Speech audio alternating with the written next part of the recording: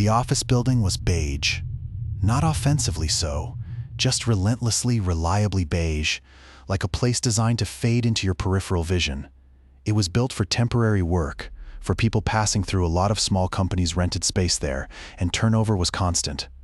I took a position on the 7th floor a few months ago, hoping for a fresh start and a quiet routine. It seemed solid enough, a place where things happened, but not to you.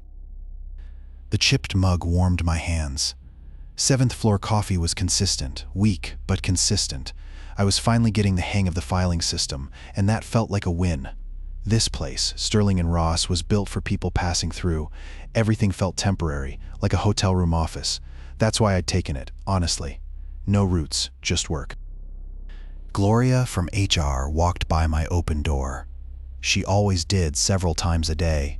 She said she was just checking in, making sure everything was okay, perfectly normal. Except today she was folding paper clips, not into little shapes or anything, just flattening them back and forth with her thumb and forefinger, then stacking the flattened clips, perfectly aligned. She didn't seem to notice me, or if she did, she didn't acknowledge it. Just this focused, rhythmic folding. It was weird. I blinked, and she was past my doorway, heading toward the stairwell, probably a stress reliever, I thought. She seemed like the type. All business, a little tightly wound. Everyone has their little things. I went back to the Peterson file. 3 years of invoices. Later, I saw her again near the water cooler. She was doing the same thing, flattening paper clips. This time she caught my eye and offered a quick, tight smile. No hello, no how are you settling in, just the smile and the folding. I started to notice little things. The way she always seemed to be around. Not staring, not lurking, just present. It wasn't creepy exactly. More like she was exceptionally thorough in her rounds. HR people are supposed to be right. I figured she was just making sure the new girl wasn't going to burn the place down. Still, I found myself straightening my desk whenever I heard her footsteps in the hall, just in case. It started with the coffee. I always make a pot first thing, before checking emails. It's just a ritual. One morning, the carafe was empty. Completely empty, like someone had drained it. I hadn't even touched it the day before, leaving it rinsed and open to dry. I figured maybe someone from overnight cleaning had used it, though it seemed odd. They usually stick to the kitchen on the first floor. Then my stapler went missing. A cheap red swing line. Not exactly irreplaceable, but I'd had it for years. I looked everywhere, under the desk and drawers, even checked with Vince in accounting. He hadn't seen it. I bought a new one, a black one, and put it right in front of my keyboard. The next day, the red one was back, right where the black one had been. The black one was gone. That's when I started checking. Not just my desk, but the whole little corner. The vents, the baseboards. I started taking the stairs instead of the elevator, just because I felt exposed in the elevator. Like someone could be standing right behind you and you wouldn't know. I noticed something else. A small, almost imperceptible scent. Lavender. Not a strong perfume, just a hint. It was always strongest near my chair.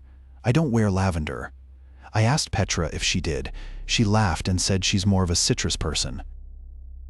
I thought maybe it was Crane from IT. He's always fiddling with things, running cables, poking around. He's a bit eccentric. I remembered seeing him near my desk a couple of times, offering to optimize my workspace. He probably just sprayed something in the air freshener or something. It was a reasonable explanation. It had to be. But I started rearranging things every afternoon before I left, just to see if anything would be different. The rearranging didn't help. Things were always slightly off, not moved exactly, just adjusted. A pen rotated on the holder, my stapler 1 centimeter further back. Little things. I started taking pictures of my desk before I left, just to be sure. It felt ridiculous. Tuesday night, the fire alarm went off. Around 9, I think. Everyone just milled around in the parking lot, complaining about the cold. I'd stayed late to finish a report for Gloria, and I hadn't bothered to grab a coat. It was a false alarm, apparently. A faulty sensor on the 3rd floor, they said.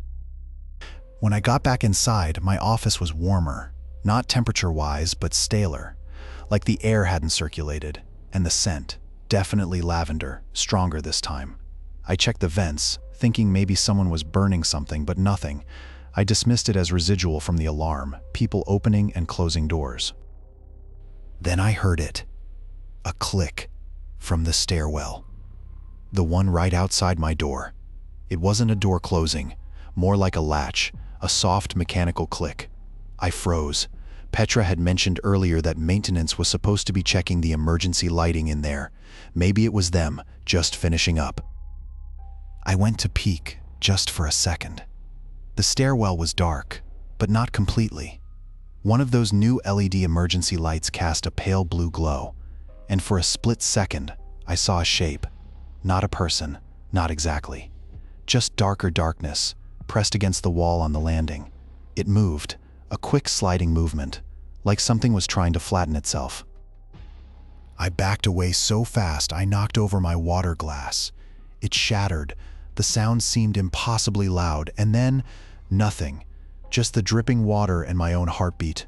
I called security immediately. They searched the stairwell. Nothing, absolutely nothing. They said it was probably stress. I was working too hard, but I saw something. Gloria was furious when she saw the mess from the water.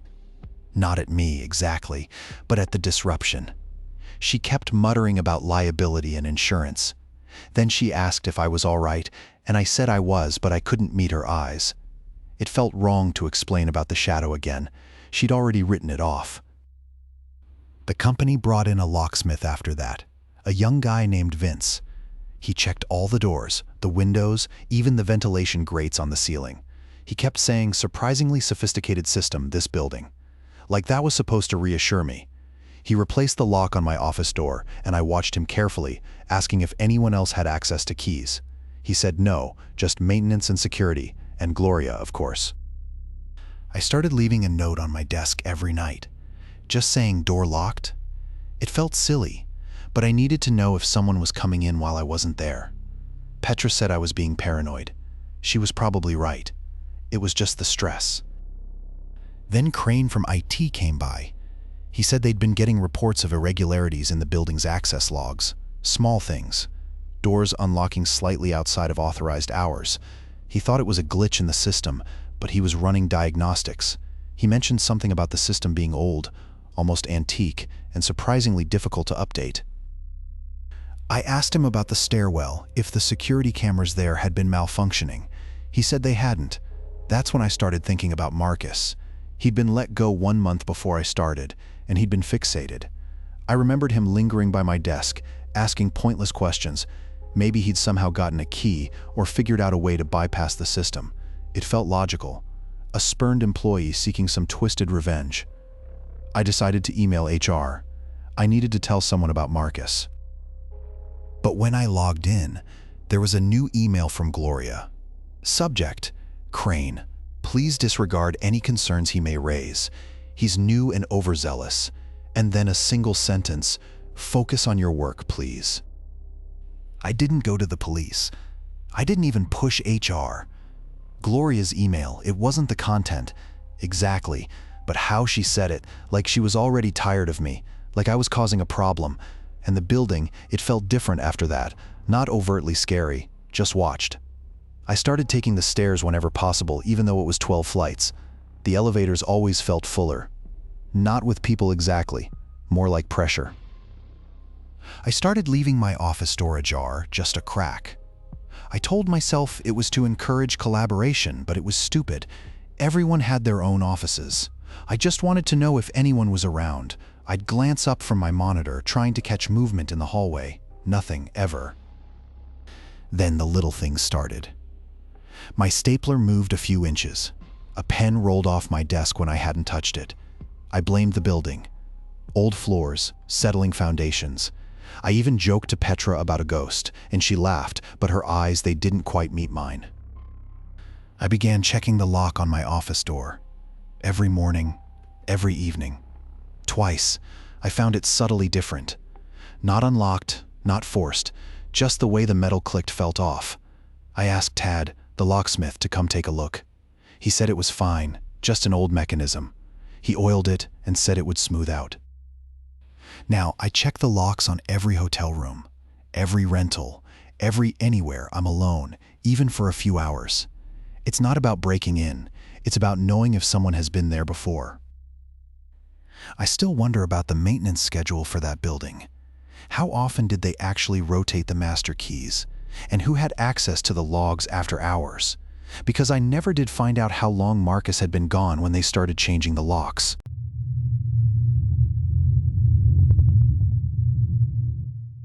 I haven't told anyone about this. Not a single person. It just felt contained, something I needed to keep to myself for a long time. But I'm putting it into a recording now, mostly to have it somewhere outside of my head. It started with a job, a new one far enough outside the city that I relied on getting rides from strangers. It was a strange little routine, and it became complicated. The chipped mug warmed my hands, same as every morning, black coffee, looking out at the fields. October light was different here, sharper, somehow. I'd almost gotten used to the quiet, almost. It wasn't the peaceful kind, more like held breath. Then the app pinged. Yael again? I blinked. It had been, 3 times this week? Odd. The area wasn't that small, and Yael usually worked the city routes, according to their profile. I'd even checked after the first time, just to see. They didn't seem to mind chatting, mostly about the weather, complaining about surge pricing, normal driver stuff. Morning, Yael said, pulling up. Same smile, same slightly too loud radio playing some classic rock station. Morning, I replied, trying to sound normal. The ride was uneventful. We talked about the early frost, how it might affect the apple harvest. Then, after I got out, a text, not a ride confirmation or a rating request, just don't forget your scarf. I stared at the phone.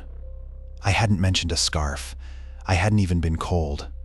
I checked the timestamp, sent 2 seconds after I'd dismissed the ride. I scrolled through our previous conversations. Nothing about scarves, nothing remotely personal. It had to be a mistake, a weird automated message gone wrong. The app was glitchy sometimes.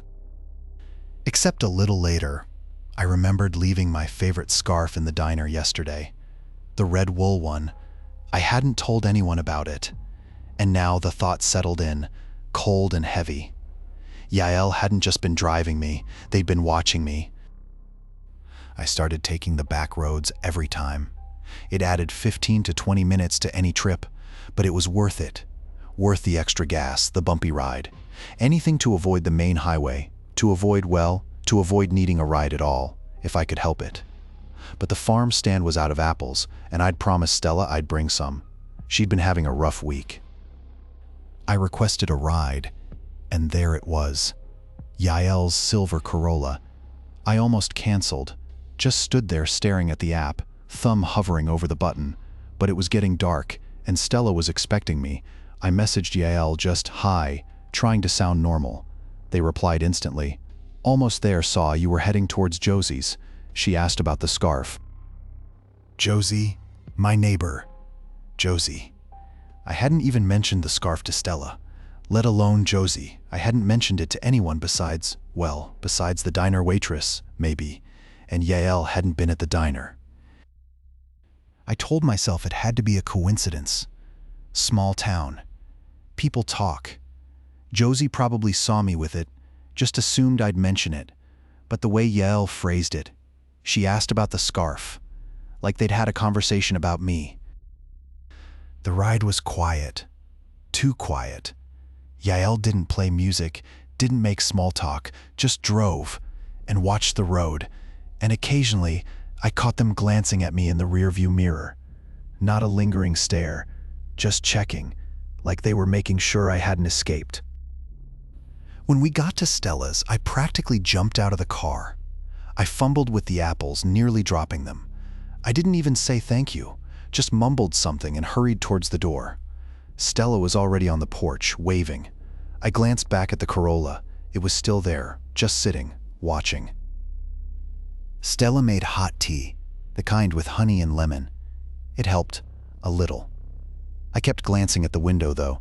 The Corolla wasn't there anymore, but I still felt exposed, like someone had opened a window in my chest and let the cold in. Stella was talking about her garden, about slugs, and I nodded, trying to focus, but my phone vibrated in my pocket. Another text. From an unknown number. Nice apples. Just that. I stared at the screen, heart hammering. It had to be Yael. There was no other explanation. I didn't reply. Stella noticed my face. Everything okay? Just work, I said, which was a lie. A small, pathetic lie. I needed to get home. I needed to be somewhere I could lock the doors. I requested a ride, and of course the app pinged almost immediately. Yael again. I almost canceled.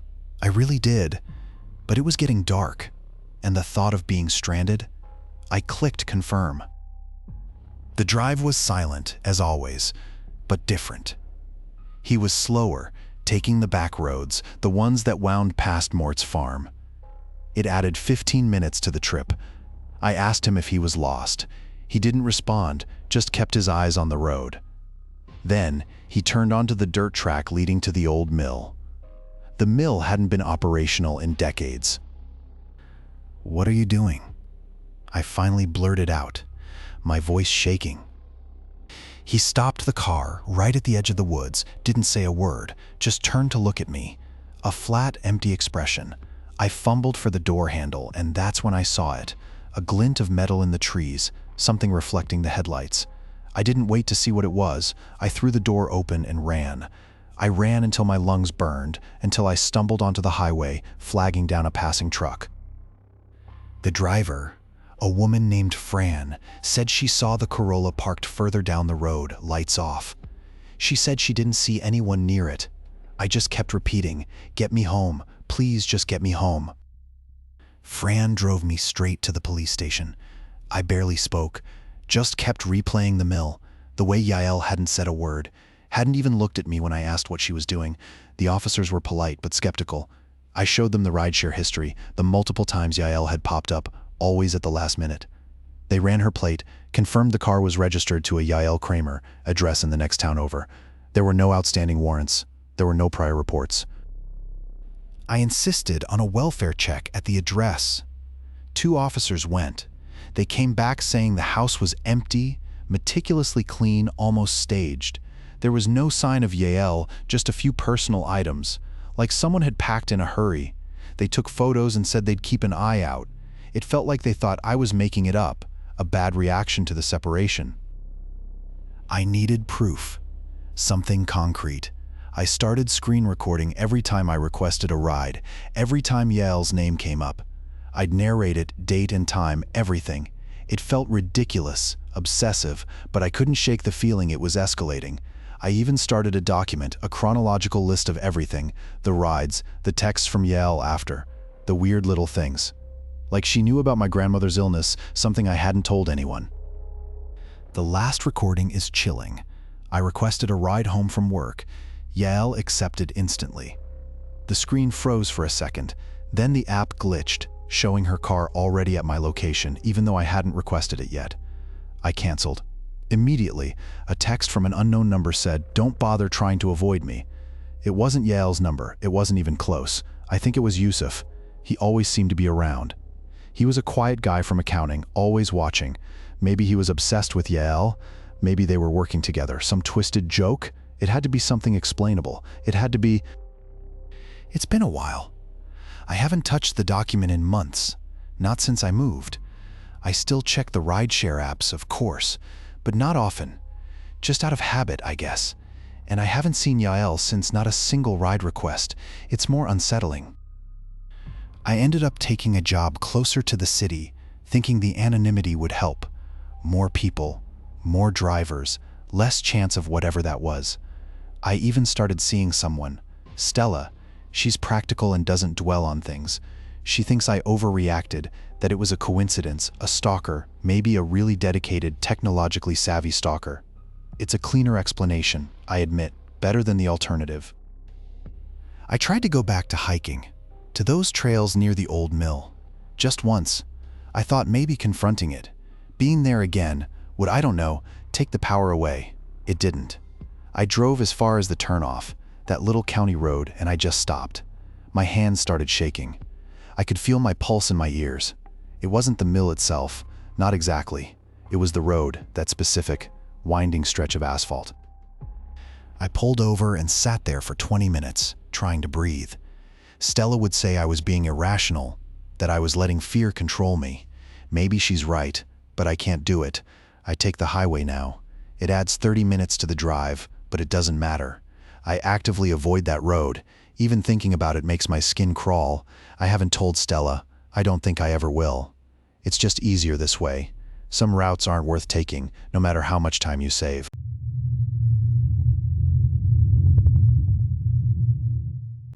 I'd finally managed to untangle myself from a really difficult situation and was trying to build something stable. A freelance writing gig let me work from home, which meant I splurged on a small apartment in a newer building downtown. It wasn't fancy, but it had a gym and a rooftop terrace, and I started making a point of using both regularly. The days fell into a rhythm of deadlines, workouts, and quiet evenings, and for the first time in a long while, things felt manageable. The gym was empty, always. Not entirely, but sparsely populated for a building with this many units. I'd gotten used to it, actually preferred it, Tuesdays and Thursdays at 7:30 a.m., before most people were even awake. I'd run for 40 minutes, then hit the weights. Predictable. Good. This Tuesday, though, the treadmill I always used, the one with the slightly sticky stop button, was already occupied. A guy, early 30s, headphones on, staring straight ahead. Not a big deal, really. I almost went for the elliptical, but then I remembered I'd promised myself legs today, so I waited and waited. He didn't speed up, didn't slow down, just maintained a steady, almost unnervingly consistent pace. After 10 minutes, I checked my watch, still going. He finally finished, wiped down the machine with meticulous care, and walked towards the exit.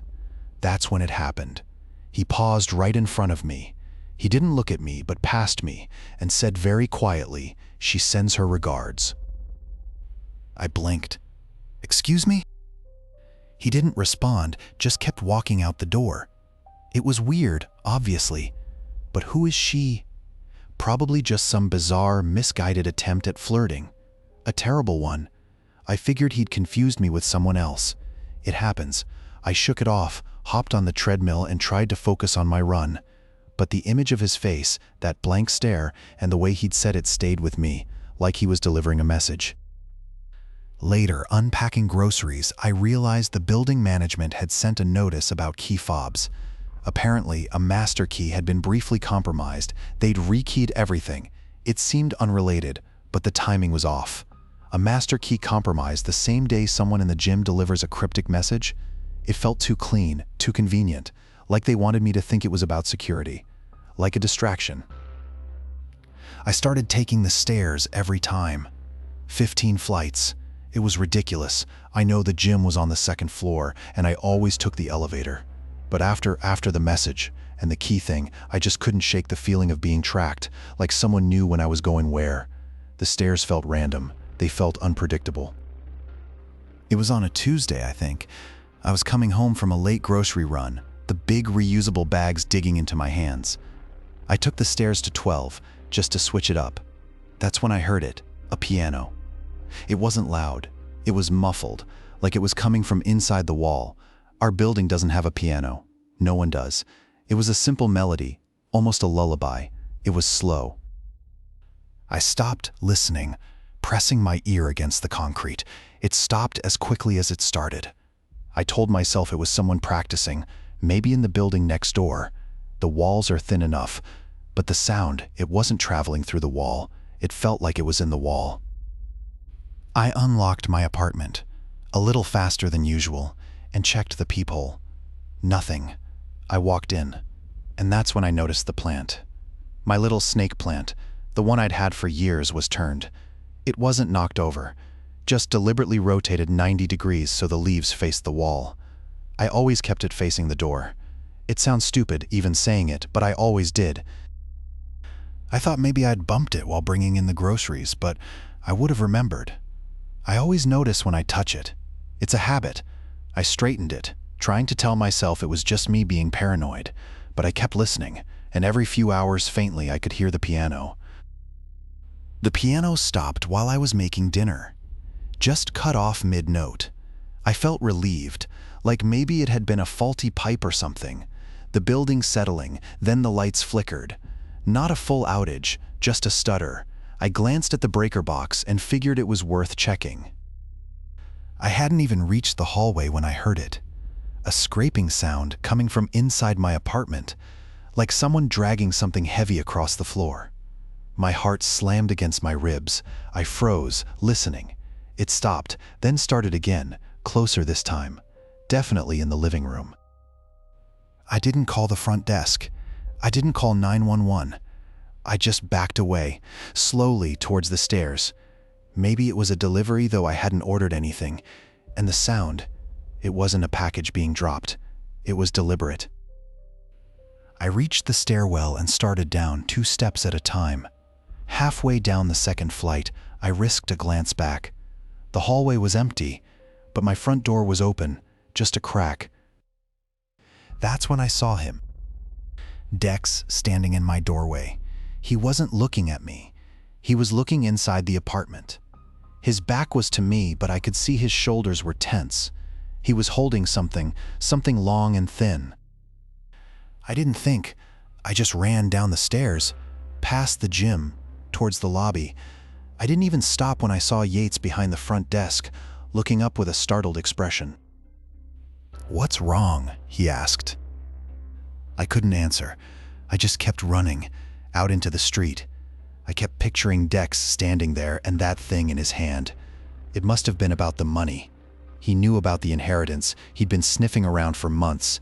I should have just gone to the police sooner. I walked for blocks until my legs burned. When I finally turned around and went back to the building, a police officer was talking to Yates, and my door was closed. Everything looked normal, too normal. The officer kept saying there was no sign of forced entry, no scratches, no jimmied lock, nothing.